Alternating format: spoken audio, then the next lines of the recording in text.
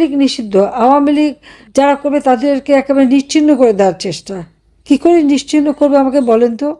এই ডক্টর ইউনূসের ক্ষমতার লোভ, এর লোভের তো সীমা নাই।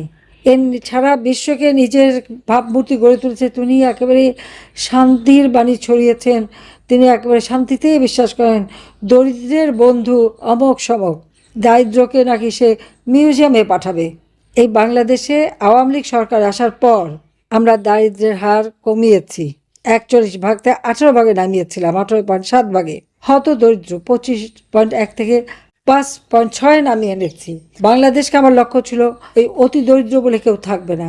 যারা গৃহহীন মানুষ সেই পাহাড় অঞ্চলে, তারা পছন্দ করে সে মাচাং করে ঘর করে দেওয়া, তাদেরকে সেরকম ঘর করে দিয়েছেন। আমার লক্ষ্য ছিল একটা মানুষও ভূমিহীন গৃহহীন থাকবে না। আমার অপরাধটা কি? আমার নামে মিথ্যা অপপ্রচার। আমি নাকি 1400 মানুষকে হত্যা করেছি।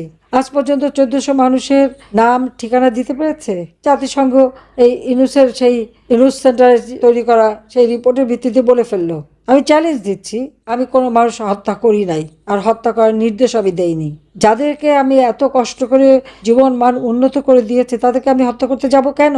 কিন্তু যখন পুলিশ ফাঁড়িতে আগুন দিয়েছে, পুলিশকে পিটিয়ে পিটিয়ে হত্যা করেছে, পুলিশকে পা বেঁধে ঝুলিয়েছে, এটা তো আইনেই আছে, সিআরপিসিতেই আছে, এসওপিতে আছে। এটা শুধু আমার দেশে কেন, সারা বিশ্বে আছে। এবং এখন ইউনূসের সময়ও তো পুলিশ কমিশনার বলে দিল যে সরকারি প্রতিষ্ঠান ক্ষতি করতে গেলে বা পুলিশের উপর হামলা করতে গেলে তাকে গুলি করতে পারে। তাই যদি হয় তাহলে আমার বিরুদ্ধে মামলা হবে কেন, বা পুলিশের বিরুদ্ধে মামলা হবে কেন, বা সেনাবাহিনীর বিরুদ্ধে মামলা হবে কেন? তারা তো দেশের মানুষের জীবন রক্ষা করা, মানুষের সম্পদ রক্ষা করার জন্য পদক্ষেপ নিয়েছে, সেজন্য তাদের বিরুদ্ধে তো মামলা হতে পারে না।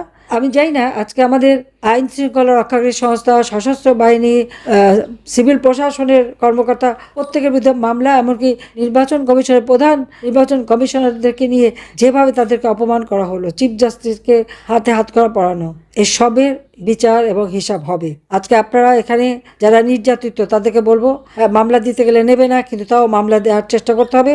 মামলা পাঠাতে হবে, অনলাইনে পাঠান, রেজিস্ট্রি করে পাঠান, কিন্তু মামলা একটা দিয়ে রাখেন। কারণ যখন আমরা এদের সকলকে সাহায্য করব বা এর বিচার করব তখন এগুলো আমাদের প্রয়োজন হবে। কারণ এর সমস্ত হুকুমদাতা হলো ইউনূস, কাজে তার বিরুদ্ধে মামলা করতেই হবে। ধরে নিয়ে পিটিয়ে পিটিয়ে আমার আওয়ামী লীগের নেতাকর্মীদের মারে, মা বন্ধুর উপরে অত্যাচার করে, এটা এমনি এমনি যাবে না। একদিন এর শাস্তি ইউনূসকে পেতে হবে। একটা নির্বাচন করেছে, প্রহসনের নির্বাচন, ভোট আর দিনে দেওয়া লাগেনি, আগের দিন সন্ধ্যা রাত থেকে ভোট টোট দেওয়া হয়ে গেছিল। তারপরে একটু নাটক সাজানো, বিদেশি সাংবাদিকদের দেখা, ছবি তুলে দেওয়া, আহা বাহ বাহ, চমৎকার ইলেকশন। সেখানে যে বিরাট শুভঙ্করের ফাঁকি, সেখানে তো ভোটারবিহীন ইলেকশন।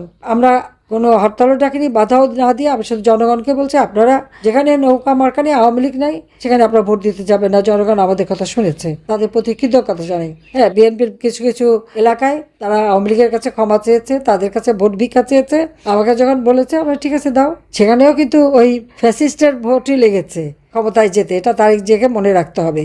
তার এমপিদের কাছে জন্য জিজ্ঞেস করে নেয় কোন কোন এলাকার এমপি, আমার কাছে তালিকা আছে, বলতে পারবো। যাও, আমি এটুকুই বলবো যে ঠিক আছে, আপনারা নোবেল প্রাইজ যিনি পায় তার দেশ চালানো দেখেছেন, এখন আর একজন এসেছে তারেক জিয়া, তার দেশ চালানোটা আপনারা একটু দেখেন। এদেশের মানুষকে যখন আমি সুখে রেখেছিলাম তখন সব আমার বিরুদ্ধে নেমে গেল, আমার পদত্যাগ চাই। তখন পদত্যাগ করে কি পেয়েছে সেটা তারা একটু দেখুক। যদিও আমি পদত্যাগ করিনি, কিন্তু তারপরে তো একটা সরকার এসে বসলো, লুটপাট করে নিয়ে গেছে, কত সম্পদের মালিক তারা হয়েছে তার হিসাব নেন এই উপদেষ্টা আর এদের কাছ থেকে। প্রত্যেকটা হিসাব নিতে হবে, কারণ ওগুলি জনগণের সম্পদ, জনগণের টাকা। পরিষ্কার কথা, কত নিয়েছো, কত লুকিয়ে রেখেছো, কত ফেরত দেবে, সব ফেরত আনতে হবে। কারণ ওই তারেক জিয়া কোকোর পাচার করা টাকাও আমি ফেরত এনেছিলাম বিদেশ থেকে, এদেরও সব ফেরত আনা হবে, আর সেগুলি আমাদের দুস্থ মানুষের মাঝেই বিলিয়ে দেওয়া হবে।